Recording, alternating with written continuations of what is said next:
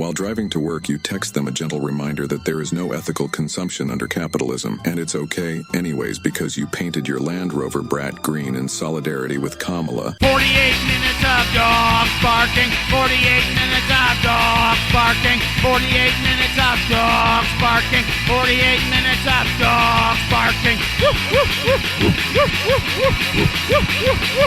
Growl! Growl! 48 minutes of dogs barking, 48 minutes of dogs barking.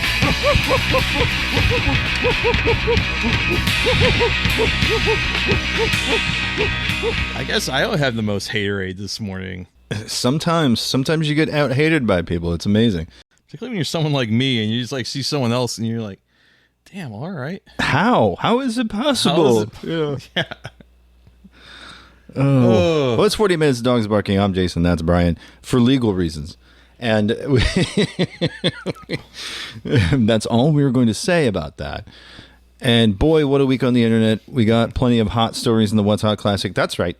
It's my favorite thing this week has been the reaction to this story from the Daily Mail. The headline, YouTube star Mr. Beast left gasping for air after being floored by Mike Tyson's brutal gut punch at Canelo Crawford. This was wild. It's the only time I think I've ever seen genuine emotion on his face. Yeah. Well, let's see the video here because it says... it's part of Riyadh season. There we go. So it's a Saudi Arabia thing. So it's you don't have to feel bad about any of this because it's all blood money. Yeah, it's all cursed. But here he is, Riyadh season. He says, doing the hand gesture. By the way, really, really painful. He's got Mike Tyson standing there. Mike is he on Ozempic? He must be. And you know what? He's looking good. His eyes go huge. He definitely blacked out. And like Mike Tyson's doesn't even fully. No, he doesn't give it to him. He's like standing real close, so he's standing real close. He doesn't have the full. It's not a full extension. I mean, it's a quick jab. Yeah, but it's not like a great angle or anything. Like, I don't think Mike Tyson, for all of the chaos and negative energy he's put into the world, he does not seem like someone that wants to hurt another dude unless like it's in a boxing ring. Right. Just kind of like, I gotta do this. I gotta punch the weird Weasley guy. Okay, and you're gonna give me back my tigers. All right. All right. Okay, I gotta go sign this stuff for United Way after we're done. But yeah, so they were doing Riyadh season, which was always weird. But yeah, they're there for Canelo Crawford, that match, and Canelo didn't do too hot. To be fair, Terrence Crawford did only win by decision. So it doesn't even sound like that was that hot of a match. It went the distance. Everybody got their money's worth, but yeah, it wasn't a showstopper. But it just was like, this is kind of weird, and we're doing this for benefit for Crohn's disease, I guess. Yeah. Also, I'm sorry, the photo of Mike Tyson with his wife. Yeah. I'm just Lakia Spicer. Yeah. I'm just like trying to think of Mike Tyson saying that. Lakia Spicer. It's the last name where it breaks down. So as long as he just calls her by her first name, he's fine. Mr. Beast does suffer from Crohn's disease, hence the charity thing, hence the whole deal. I was not aware of that, and it doesn't make me feel any better about him as a person, but still. It says here, Mr. Beast didn't let the body shot distract him from the evening's fight card and was later seen sitting alongside Al Sheik, actor Jason Statham, UFC President Dana White, and actor Mark Wahlberg. Strange group of guys. Yeah. Some of whom are just... if I was on that flight, I wouldn't have been shitting myself. I wouldn't have gone down like that. And then Jason Statham's sitting there, yeah, right, all right. He doesn't understand a word. Marky Mark saying, yeah, all right, yeah, sure, all right. What a ridiculous scene. But none more ridiculous than this. According to NBC News, LimeWire acquires Fire Festival, asking what could possibly go wrong.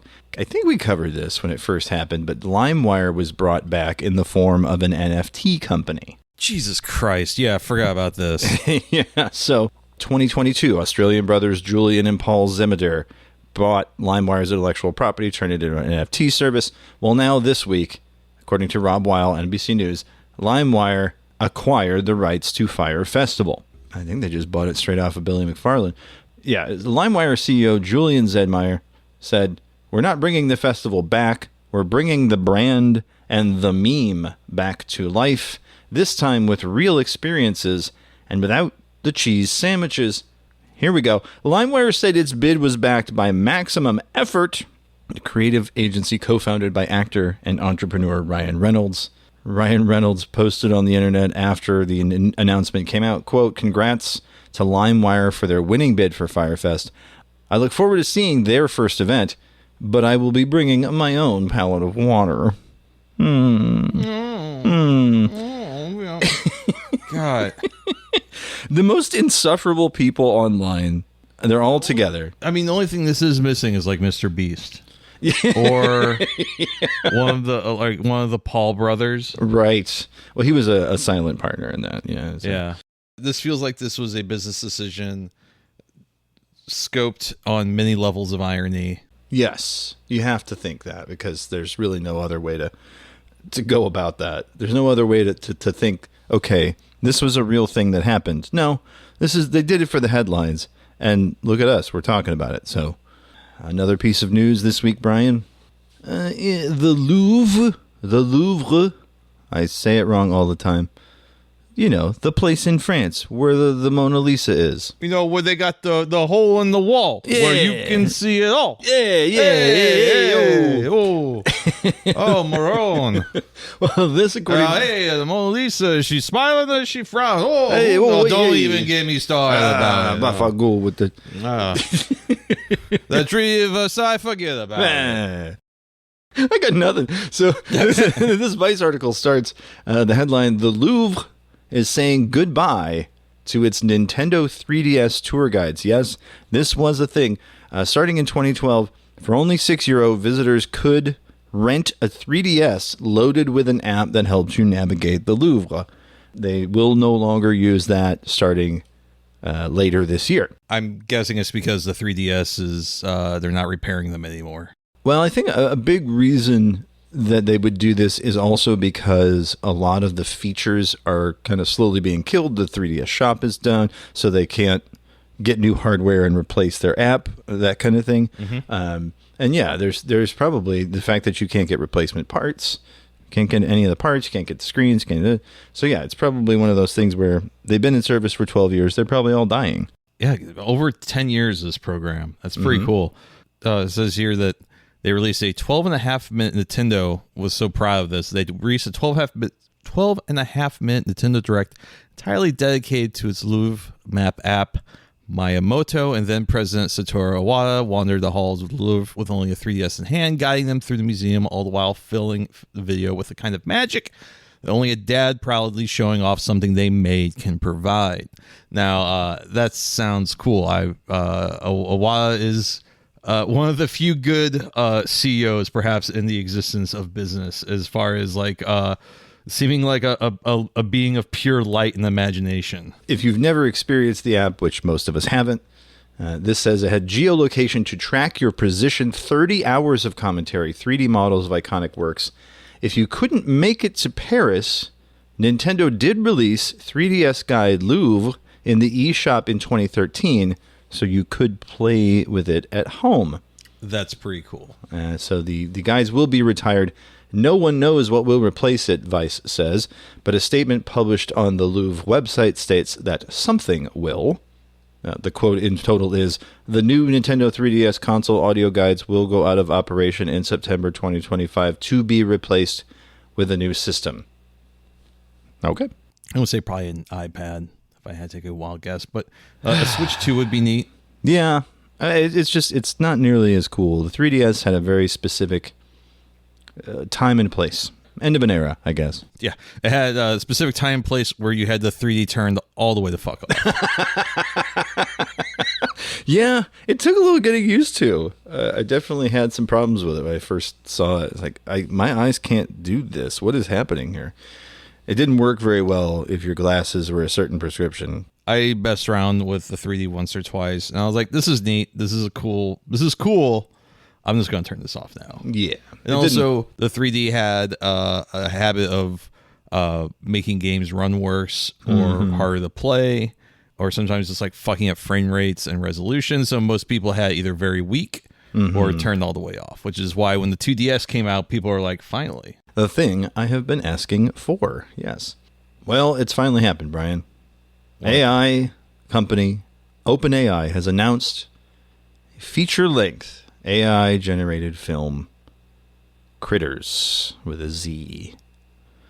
This, according to the Daily Dot, the headline, "A Future Looking Like a Nightmare."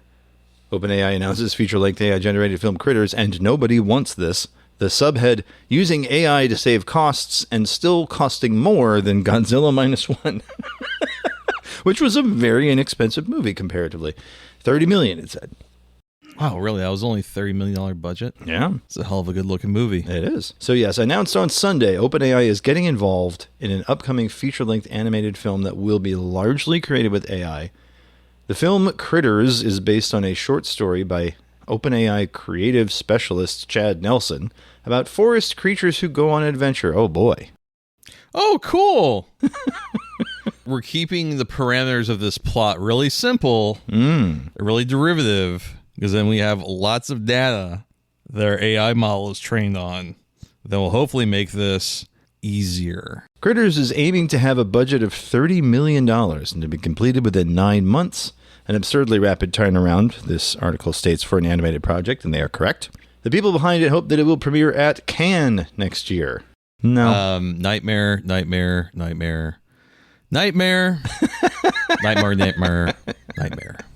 This says, the twist here is that while it seems as though the actual animation for Critters will all be AI generated, other aspects won't. The script was written by, quote, some members of the team that wrote Paddington in Peru, although it wasn't specified which ones. Yes, some of the people who wrote a somewhat successful sequel to a beloved film. It's a real, listen, I ain't saying it's going to make your pecker grow an inch, but I ain't saying it ain't. You know what I'm saying? Wall Street Journal says the humans will, quote, create the art that will be fed into AI tools, and that the search for voice actors is underway. I know who you gotta get. Everybody loves Chris Pratt. Technically, the article continues, all these things could be done by AI as well, but why not? Well, copyright. Copywriting AI-generated content is kind of a legal gray area, but currently, something that's been entirely generated by AI cannot be copyrighted in the United States. This is going to suck. I mean, I imagine Ed Zitron in front of the show. Just having an aneurysm. Grew a great big rubbery one. Son of a bitch! The article here from the Daily Dot does point out some weirdness, which I picked up on, because, yes, it was announced not in a trade paper, not in, let's say, Hollywood Reporter or Deadline, but in the Wall Street Journal. And someone on Twitter, this is obvious investor bait and will suck unbelievable amounts of shit, says at 3D Animation SL on Twitter. Nelson himself gave this statement about the film, quote, OpenAI can say what its tools do all day long, but it's much more impactful if someone does it. That's a much better case study than me building a demo. Yeah, there was that fucking Red Balloon movie, quote unquote, from like 2 summers ago, I want to say. Yeah. A summer or two ago. It showed the limits. Mm-hmm. And I believe Ed actually did an interview with one of the people behind it. It's actually a pretty good listen. But fuck this thing. Yeah. Robert King has probably the most salient take here. Not sure I'm understanding the rationale for AI-generated movies. Cost of Critters, $30 million.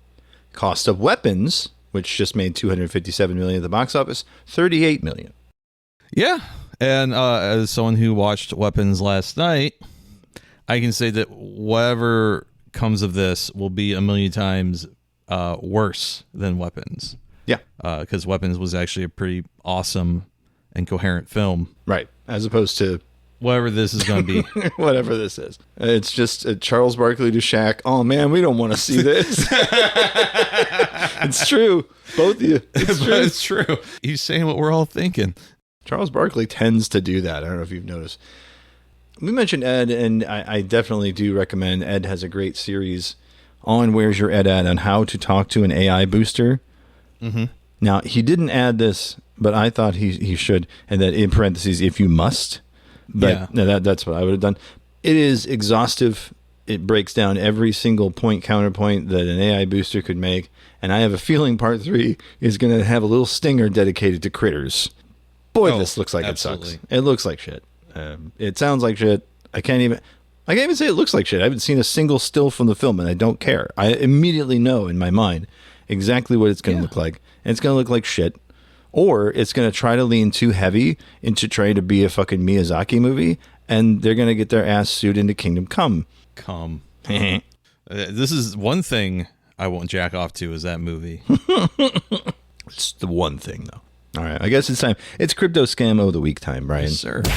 You're listening to 48 Minutes of Dogs Barking, the podcast. And now it's time for the Crypto Scam of the Week. 2 things this week. One is just a quick follow-up. We mentioned previously ThorSwap got into some hot water after a user lost $1 million. Well, turns out it was the founder. The Block reporting Thorchain DEX aggregator ThorSwap has made a series of repeated bounty offers to the exploiter of a user's personal wallet over the past few days, with the victim now confirmed to be Thorchain founder Jean-Paul Torbjornsson. Threw a Hail Mary at that one. Bounty offer. Return Thor for reward. Contact at thorswap.finance or ThorSwap Discord for OTC deal.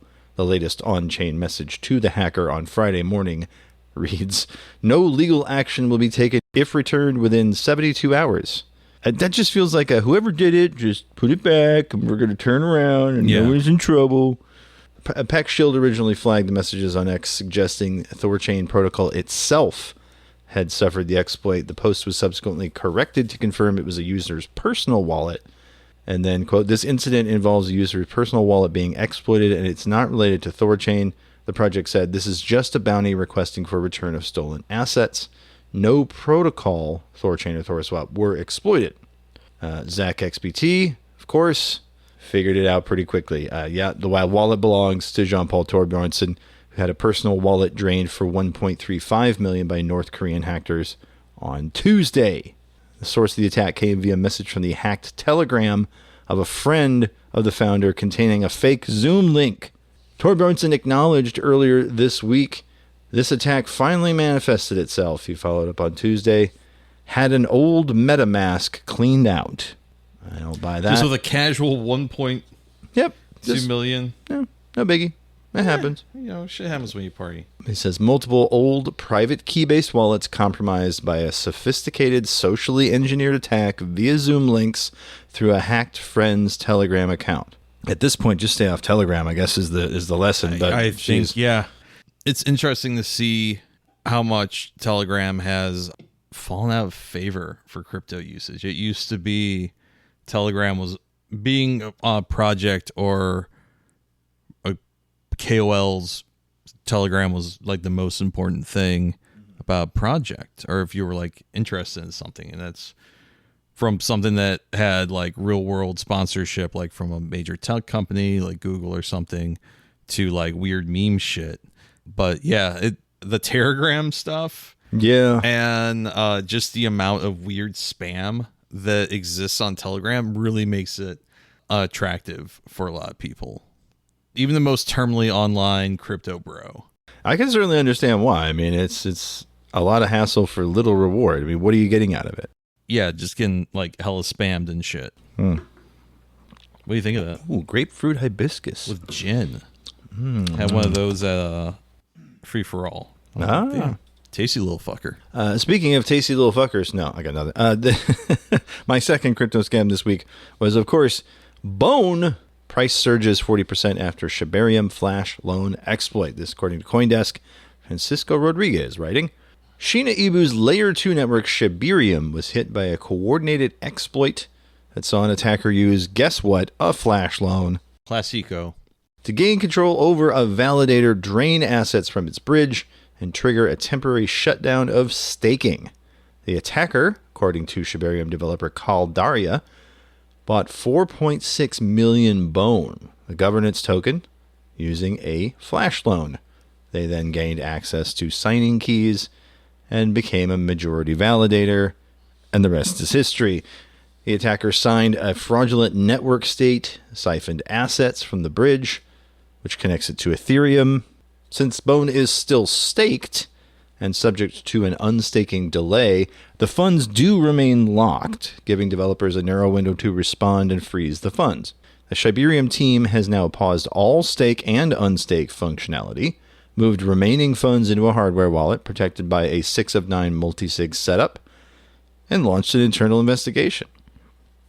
They don't know, basically, whether it was a compromised server or a dev machine. While total losses have not been advanced, transaction data suggests they are near $3 million. Amazing. And it says they're working with Hexen's Seal 911 and PeckShield and have alerted law enforcement. Yeah, good luck. I'm behind 7 proxies. Took you a minute, but you got there. Yeah, Shib, you want to talk about a darling of the last cycle. Mm-hmm. There were people that bought $700-800 worth of SHIB that ended up walking away with $3.6 million. Imagine having like a 700x ROI. Oh, like that's the dream. That's why you get into it. Yeah. Oh yeah, but the project's been pretty dead for a couple of years. This is probably the biggest thing I've heard related to SHIB or Shiba Inu. In a couple of years, it feels like the Shibarium layer 2 has kind of been a dud. You're seeing something in the ecosystem here, in the crypto ecosystem, where regardless, good faith, bad faith, good tokenomics, bad tokenomics, everything's so diluted, right, that nothing really pops. Well, yeah, because I mean, what was the last big non-meme stock? Well, even SHIB is a meme stock, I guess, but like, you know, what was the last actual pop that wasn't Pump.fun? I can't name it. I can't even think of it. Fartcoin, but also this meme. I guess all cryptos are meme coins to a point. To a point. I mean, I also don't spend the same amount of time as I used to, like, with weird curiosity looking at this shit, because it's probably it's diluted, it's boring for the most part, except for when stuff like this happens. There were some AI tokens that ran pretty hard, but nothing that's like a level of, you know, quote unquote, like realness, like a layer 1 token, like something like a network token, like a Tezos or like a Ethereum. There are, Sol. Yeah. I remember seeing that fucking less than $20 not that long ago, and I think it just hit $200. Okay. So again, for the first or second time, or first time in a long while, yeah, it's just, again, it's such a race to the bottom. It's so heavily diluted. I think rightfully people are very hesitant to invest. I think the money you're going to see coming into crypto is probably just going to be people buying a shit ton of Ethereum or buying a bunch of Bitcoin and hoping that they get like a 10% ROI over 10 years or something, or 3 years, you know, like more traditional investing rather than the holy shit, you know, hyper volatile stuff that we saw a couple of years ago. And also, we're not all sitting at home bored during a global pandemic. Yeah, big difference. Yeah, for sure. It's just, it's so strange to have watched a lot of these things kind of come and go. And even some that are still around are just kind of limping along. A lot of stuff's limping along. Like, there's a lot of projects from last cycle.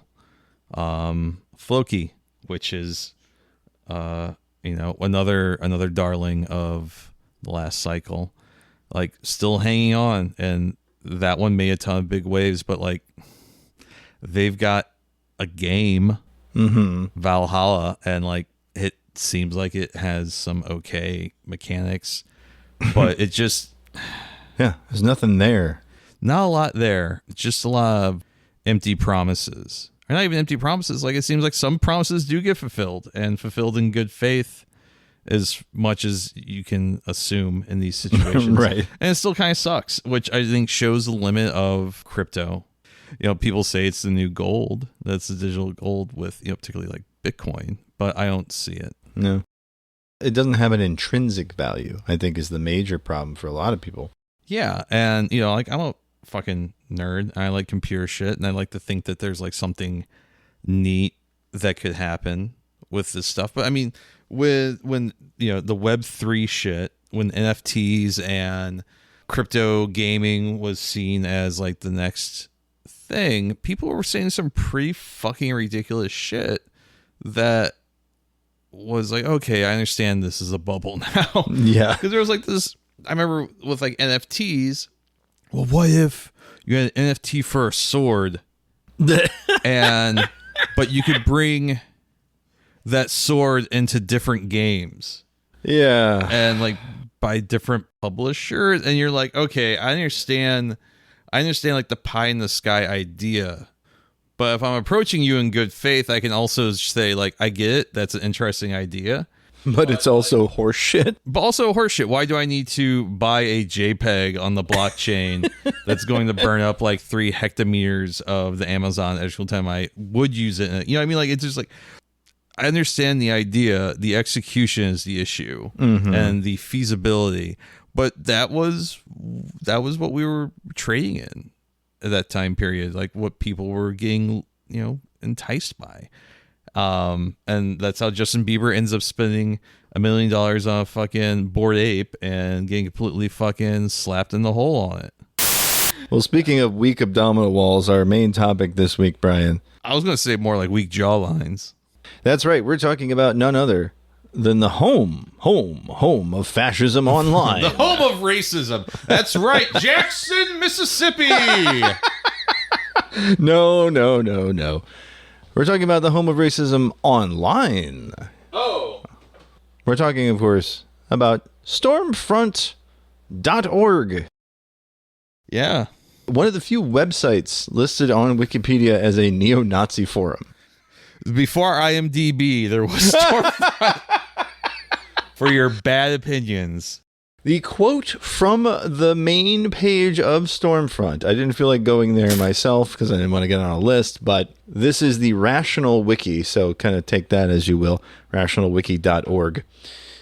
Quote, "We are a community of racial realists and idealists. Black, Hispanic, Asian, and Jewish nationalists openly support their racial interests, with American taxpayers even required to support the Jewish ethno-state of Israel. We are white nationalists who support true diversity and a homeland for all peoples, including ours. We are the voice of the new embattled white minority." I'm sorry. I'm laughing because what a ridiculous, weird statement. Yeah, it's fantastic. It's weird to say I have a favorite thing about like weird 90s and like aughts neo-Nazis is that if you've ever had to like get in an argument with one like face to face, they'll say things where you go, huh.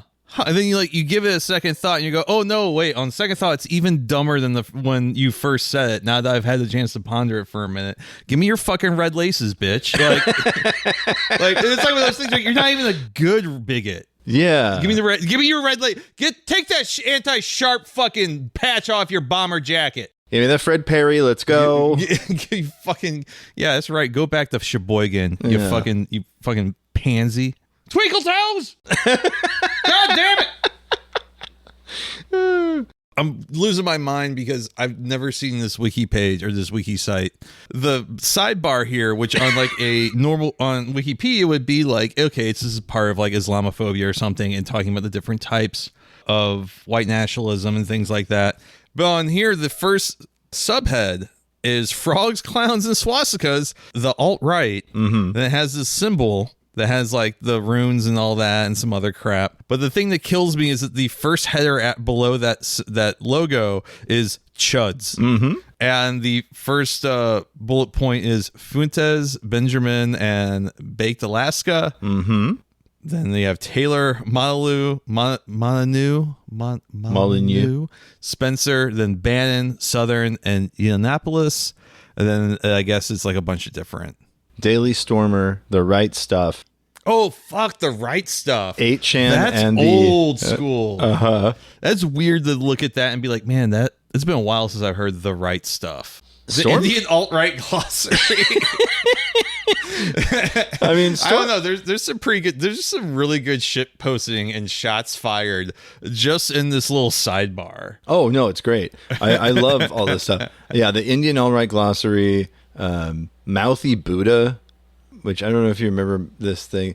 It was a YouTuber. He eventually did denounce the alt-right, but yeah, I mean, in 2017 he had like 32,000 subscribers. 2020, his channel was terminated, quote, due to multiple or severe violations of YouTube's policy prohibiting content designed to harass, bully, or threaten. He was a good friend of William Frears. If you remember that guy, he shot into a crowd. Let's see, he believes in creeping Sharia law, in which he discusses in Islamization of America and Angela Merkel, Islam's pet dog? He appears to believe that powerful governments have, quote, UFO departments, and that Blink-182's Tom DeLonge is just disinformation agent by the CIA, NSA, or other U.S. intelligence agency. Amazing. Phenomenal. He has repeatedly included single-frame references to Pizzagate, possibly in an attempt at subliminal messaging. The image he uses is bizarre, that of John Podesta with a 14 sharpied onto his left and a fish onto his right hand, and even Pizzagate nutters have debunked it as not meaningful. This is one of the guys they're talking about. Yeah, this one. What the fuck? Have you not seen this image? I've not. Weird Groiper 4chan weirdos love this one, but it's fake. John Podesta saying hands up, don't shoot. Yeah, pretty much. But that's just one guy. No, we're talking about the source. One of the most bizarre and interesting forums ever to exist on the internet. It started on a BBS, like everything did. That's bulletin board system for you kids out there. That was, if you dialed into it, and it was essentially what would become a forum, right? It was, you could read a couple posts at a time, get on there and respond. So it started as a BBS, but then former Klan member and white supremacist Don Black created the website. And yes, it was originally an online bulletin board supporting Grand Wizard of the Ku Klux Klan, David Duke's campaign for United States Senator for Louisiana. Old David Duke. Truly not great. Yeah, this article here, this is actually from a Stephen F. Austin State University faculty publication. This was a 2019 paper, So Much for Darwin, an analysis of Stormfront discussions on race by Diane Dentis. Under the methods section in this, Stormfront was initially a private dial-in bulletin board developed by former Klansman Don Black to support staffers and supporters for the David Duke for Louisiana campaign. In 1995, Stormfront.org became the first fully online white nationalist internet website. Users became members at different levels, and those who want to gain access to private discussions and start polls, blogs, and/or discussions pay an annual fee to Don Black, the site administrator. According to archive profiles from some users, they have been members since 1995, the year Stormfront officially came online. The Stormfront demographic list, I love this one. All right, so it's split up by gender and location. 24 members are female, 10%. 209 members are male, it's 89%. And 2 unknown, which just means they didn't want to say. Location, United States, 144 members, 61%. International, 63 members at 27%. And unknown at 28 members, or 12%. Now, this is based on analysis of 7 discussion forums. This is kind of a sample size that they extrapolated this data out to. But still, a majority male, a majority from the United States, that kind of tracks. Stormfront itself has pretty much stayed very similar. The design, kind of crappy, a lot of reds and blacks, a lot of the fracture font that even Germany has outlawed because it evokes Nazi imagery. It became the place where you talk about a racist online, you use the word Stormfront. It became the household name. God damn it. I'm just like thinking like some guy that like wastes all his time posting on like the KKK forums. Right. And he's like, God damn it. But I got a better post about King of the Hill over here. It's well researched. Yeah. Why Dale Gribble is a terrible, subservient white cuck. Right. The John Redcorn storyline is extremely unrealistic, but also the downfall of Western civilization somehow. Yeah. So this here's an interesting story from CNN in 1999. This was the headline, Web Trackers Hunt Racist Groups Online. Robin Lloyd writing, the first white supremacist website went up more than 4 years ago, again, 1999. But efforts by cyber detectives to track the dozens of groups that had sprouted online are years behind. The leader of the hate trackers is Southern Poverty Law Center in Montgomery, Alabama, considered by some to be the birthplace of the civil rights movement. There, Brian Youngblood heads up a team of 12 that monitors the material at more than 500 websites, mostly by hand, as well as a number of chat rooms and news groups.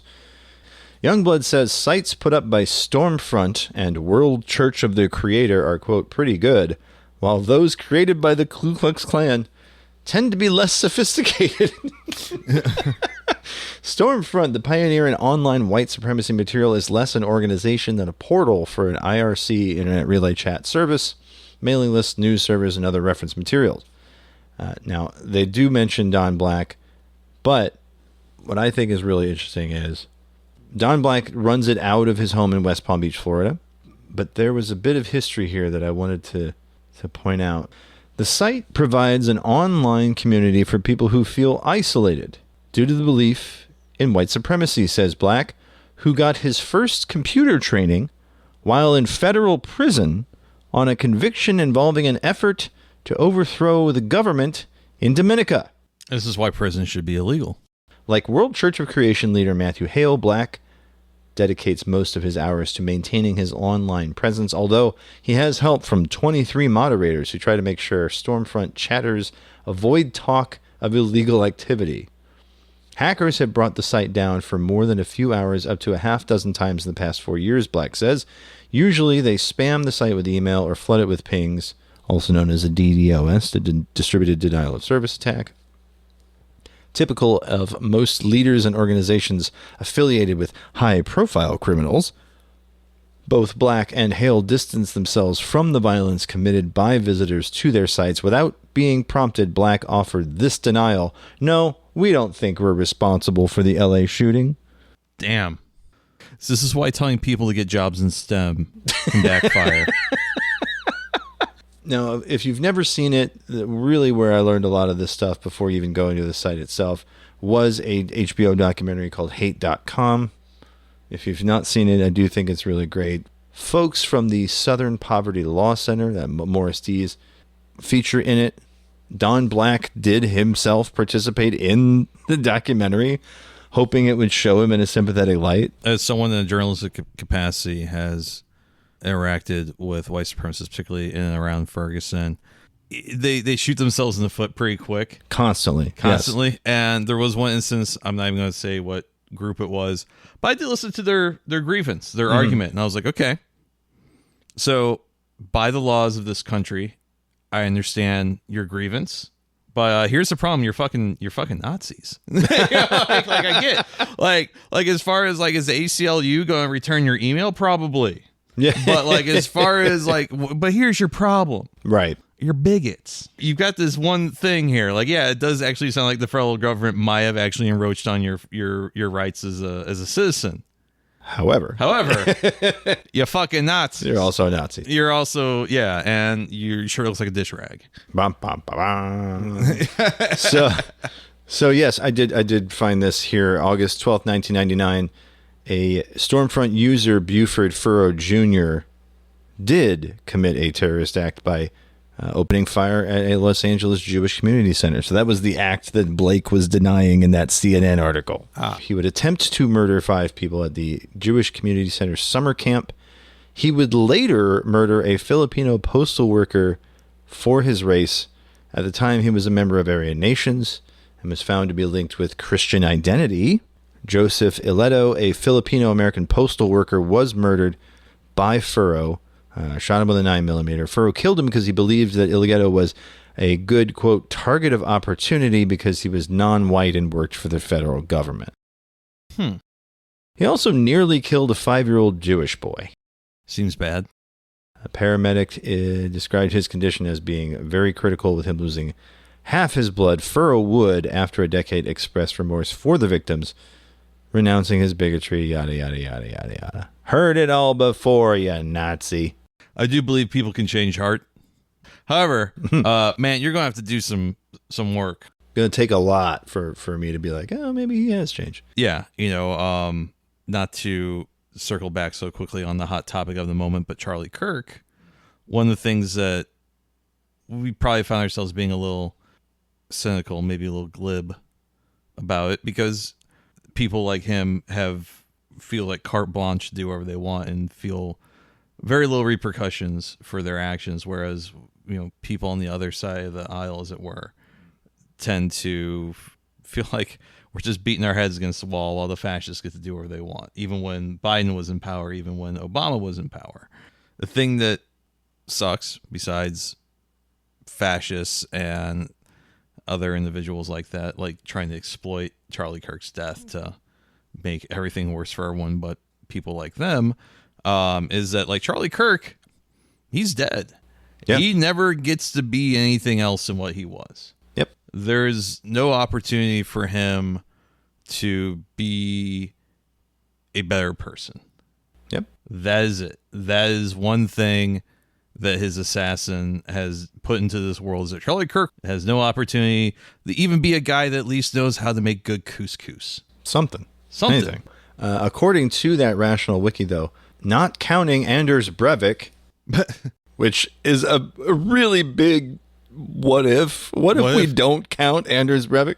For those of you who don't know, Anders Breivik did post on Stormfront as year 2183. He showed up as a police officer. Got to spend his term living basically what we would consider to be a resort with a PlayStation 2. That's true. So, I mean, living the gamer's dream. You get to go on a killing spree, go live on a resort, and you get to play MGS3. 77 people he's accused of killing in and around Oslo, Norway, on July 22nd, 2011.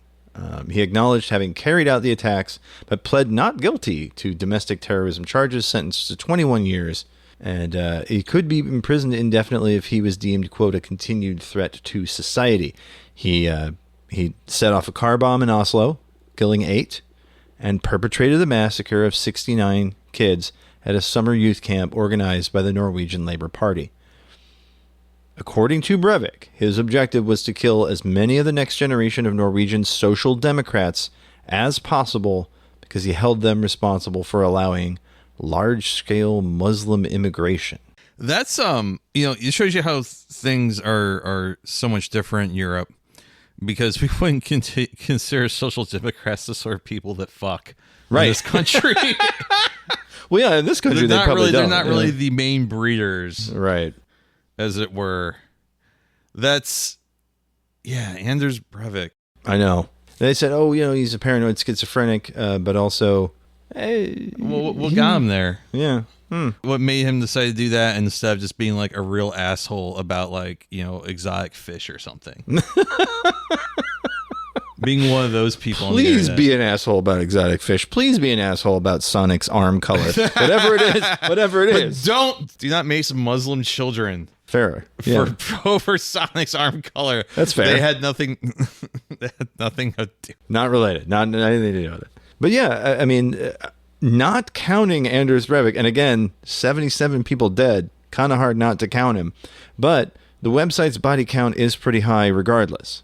We've got Buford Furrow, 3 Philadelphia police officers in 2009 killed by Richard Poplowski, who was a Stormfront poster. Richard Scott Bauhammers was active on the Stormfront Singles Forum. Did you know that this was the thing? There was a singles forum? There was a singles forum. I do remember that one of the things that, like, Something Awful, when they would do like a Forums Friday or something, or Weekend Web or whatever it was called, was like the discussion like on pop culture. Like, let's see what a bunch of fucking mouth breather fucking rednecks think about like Simpsons or Breaking Bad. Or when someone would bring like a real InfoWars-ass conspiracy theory on there, like chemtrails and getting shot. Imagine going on Stormfront and saying some dumb half in the bag shit about chemtrails or lizard people, and then having other racists be like, I don't know, man, sounds pretty fucking stupid. Yeah, exactly. What the fuck? There was and is a Something Awful Forums Stormfront thread. I'm trying to find it here because this is how I keep up with what the hell's going on there. You know, actually what really fucked me up is that there's a character on The Boys named Stormfront. Oh yeah, and that was purposefully chosen because of the website. But it also fucks me up because now you can't really find any good information on Stormfront because of that show.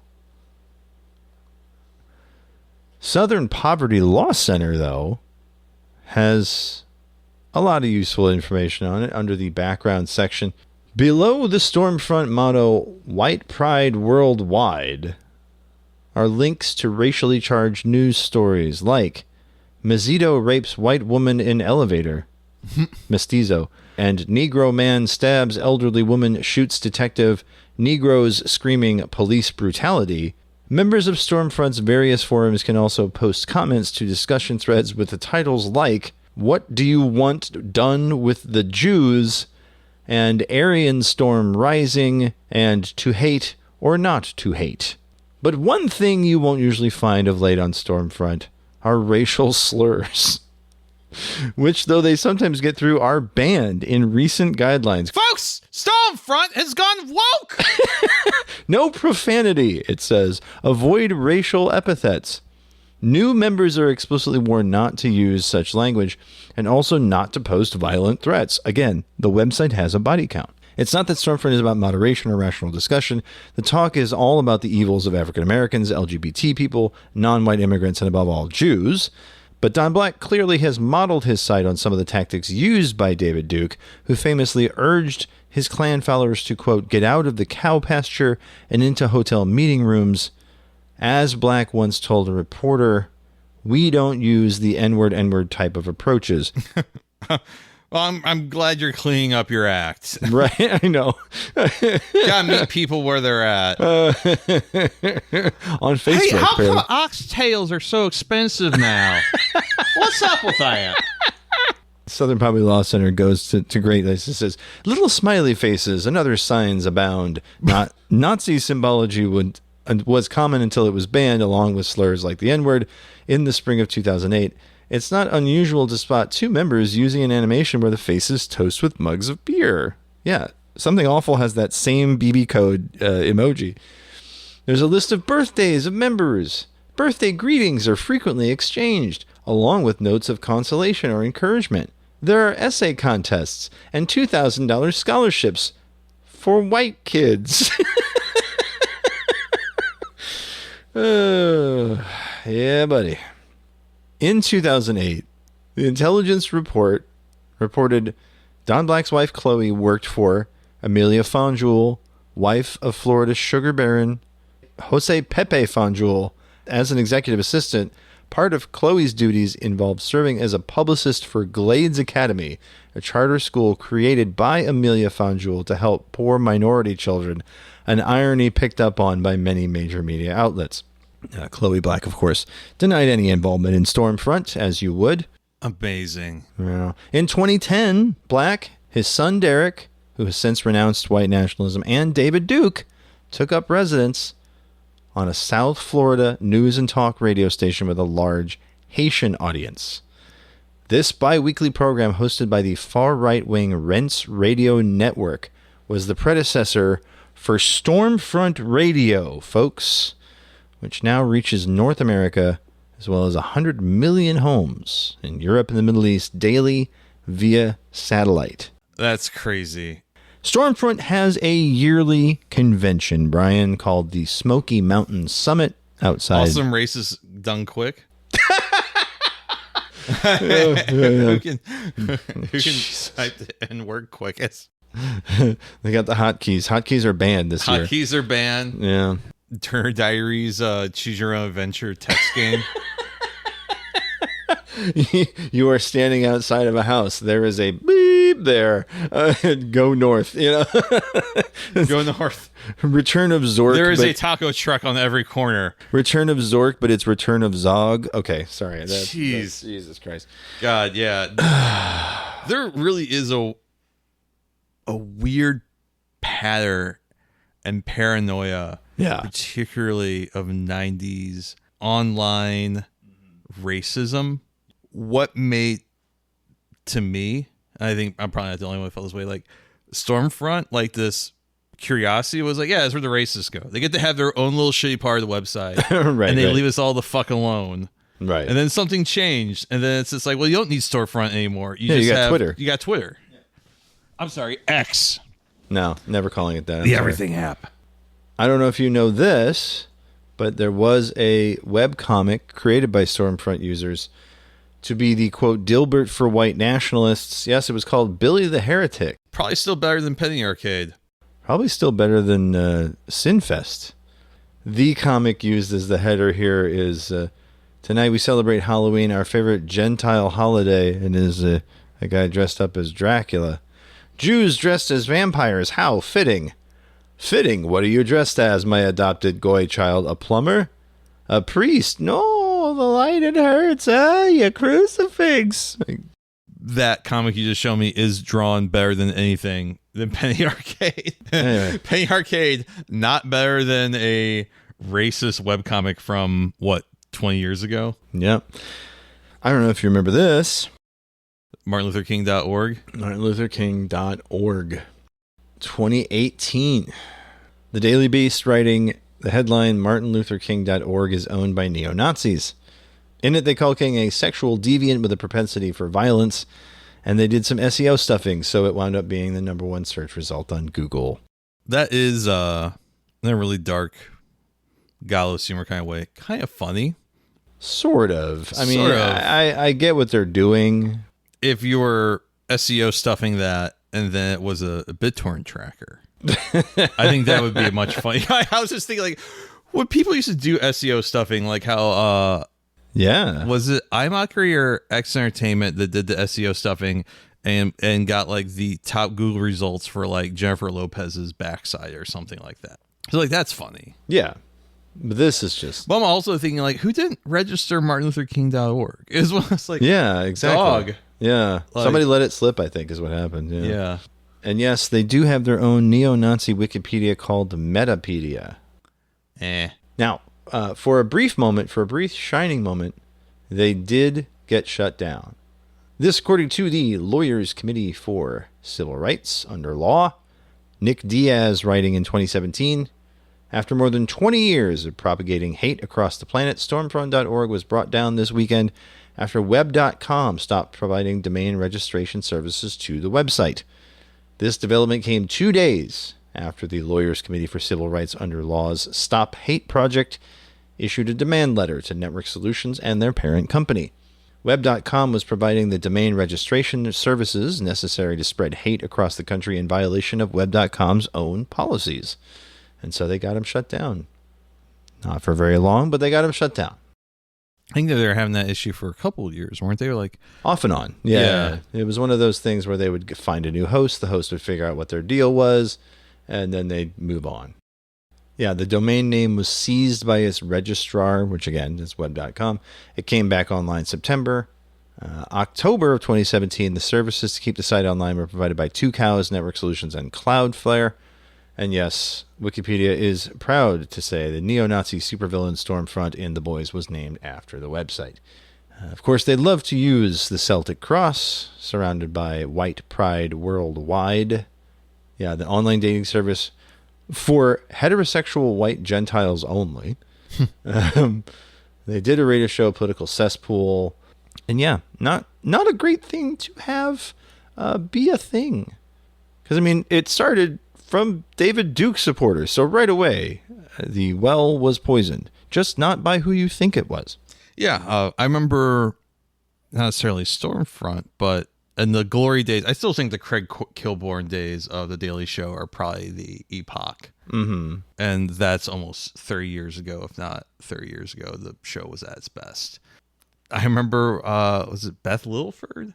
Did a bit where she was talking about she like went golfing with one of the grand dragons of the KKK. Yeah. And it was like, it's really weird the KKK has a website and that you can buy like a polo shirt. Yes.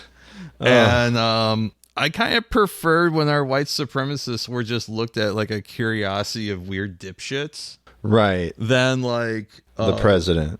Our president or like a real threat to democracy. It was like, yeah, have your shit. Have your fucking compounds in Western Colorado or Idaho or Wyoming or whatever. Like, yeah, go do your shit. Leave us the fuck alone. Mm-hmm.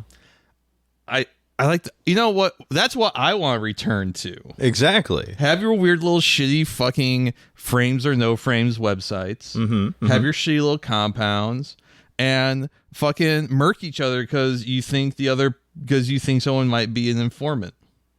Ah, the good old days. The good old days. The good old days. You know, if I want to do a face-to-face gun buy in a parking lot of a Shoney's, I gotta wonder what kind of racist is this guy? Right? Is he the ironic one that listens to Come Town, or is he bad news? Bad news. God, I used to work with a guy. He would cut himself like somewhere in like some Vans like flat sole shoes, and like right above where the back of the shoe hits on the ankle or on the Achilles. Achilles, yeah. Like maybe right at the base of the ankle. He would take a razor blade and cut himself. Why? I don't know. He's a fucking weird. Just a weird guy. Okay. But I mean, he wore baggy shorts a lot. This is a very hot warehouse. At one time, he was wearing shorter shorts than normally did, and I realized on one of his calves, he just had a tattoo that said "Pride." What kind of pride, my friend? I can assume because my phone was like on a charger once, and at that time I wasn't wearing a watch, and I was like, "What fucking time is this? It's almost lunchtime." And his phone was right there. I don't think it's weird if you're just checking the time to tap someone's screen. Particularly, this is like 10 years ago. Yeah, just be like, "What fucking time is it?" I'm not looking at your fucking notification. What is it? Is it noon? Is it lunchtime yet? And I found that the homeboy's fucking background was a Photoshop of Hulk Hogan giving the big leg drop to Mike Brown's dead body. And I'm like, oh, okay, I understand what kind of pride we're talking about here. Ah, okay. Yeah, that guy did not like that I was covering Ferguson in my off hours, and that I was getting published for furthering those lies, I think as he put it one time. And one time he like fucking screamed me in the face. And like I walked away, and someone was like, "You just gonna fucking take that?" I said, "Oh, you don't think I wasn't looking at the fucking crowbar behind him?" Mm-hmm. I mean, I could have fucking brained the guy right there. I could have walked away. Which one do you think's doing them a favor? Mm-hmm. I was let go from that job not too long after that. Interesting. Work is fun. Work is fun. You know what else is fun? Telling people where to find us online, Brian. Oh God, that's right. And we don't do the shock jock. We don't. JPEG. We don't show nasty stuff. We don't do the we're getting woke. Yes, we're going. We've really started getting concerned about birth rates and late night TV. Yeah, it's very much a problem in this country. Well, I mean, I didn't like Jimmy Kimmel anyway, so no great loss. Yeah, but like the fucking nerve to make me defend fucking Jimmy Kimmel, that hurts me. The Man Show guy? That hurts me in a way that I can't even begin to articulate, but I do think it has a lot to do with the Man Show. Motherfucker is not funny. I'm sorry. Like, just not. He I don't ain't think funny. he's a terrible person. I just think he's not funny. Right. There's a difference. I think Joe Rogan is both not a good person and also not funny. Yeah. I also think the Man Show is probably funnier than anything Jimmy Kimmel has done. Since. Yes, clearly. Because it had a point of view and it had actual jokes in it. Had jokes. The only time I think that, like, the Karl Malone bits. Yeah. Like, yeah, it's really fucked up that he's doing blackface. Yeah. However, it's a pretty good impression of what kind of dipshit Karl Malone is. And then you find out Karl Malone was a pedophile, and then you're like, you know what? Kind of evens out. Yeah, I'm doing the scales hand motion, like, well, it's kind of. It kind of, you know what? We'll just. I'm gonna walk right past it. Yeah, I'm just gonna. You know, I'm not sure. The Man Show inventions, the bucket of fried chicken skin, like, yeah. Conceptually, I like it. It's yeah. fine. Who doesn't want that? That is the best part of the fried chicken. Why don't the fucking carnivore ass motherfuckers, the meat diet people, why don't they do that? Why don't they actually make that a real thing? Well, I think a lot of it has to do with they want the protein and the skin doesn't have that and all that. But the flavor. I know. Believe me, it's flavor town. Jason. It's all about the flavor. All right, porno freaks. If you want to find me on the internet, you can go over to Twitter and Blue Sky and find me at iShotGuidibord, ISHOTGUIDBORD. Over on Instagram at music photographer. And if you want to check out my photography portfolio of people with their mouths open, you can head on over to Asshole Music Photographer. You want to check out the last and only good media website left in the screwy St. Louis, you can head over to theartsstl.com. Jason, where can they tell you about Pussy 3? Their hopes and dreams. You can tell me about your hopes and dreams anywhere there is a video crime. Most of the time you can find me on Blue Sky, Letterboxd, those kinds of places. Video crime, VIDEOCRIME. You should know how to spell it by now. It's been 3 fucking years. Come on. You can also find me as part of a podcast that's not this one called Submitted for the Approval of the Midnight Pals. There I play a fictionalized version of horror icon Stephen King and, in the next episode, Richard Bachman, which is a different voice. So that was a fun week of doing the 2 voices back to back. That's going to be midnight-pals.simplecast.com or search Midnight Pals anywhere podcasts are sold. You can get in contact with this show in a number of ways. My personal favorite is, of course, the telephone, 314-246-9766.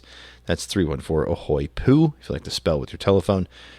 Shoot us an email, Jason at 4 8 minutesofdogsbarking.com, Brian with a Y at 4 8 minutesofdogsbarking.com, and support the show, patreon.com/48 minutes of dogs. That is where you will find the breath mint, thanks I hate it, the mind zone, and the punishment tier. Get in at the $10 level like our good friend Ken and decide what insane punishment we are going to put ourselves through this year. Last year, we did the 90-minute commentary track for the Japanese puke fetish video, Garo Monster Home Delivery. If you get in now, you can get access to that. Plus, tell us what to do this year. Highly recommend that. Again, patreon.com/4 8 minutes of dogs. Well, as we always say at this time, namaste, good luck, give mommy a good gut fucking 25th Amendment now. Who ate all the pussy? Eat the knife.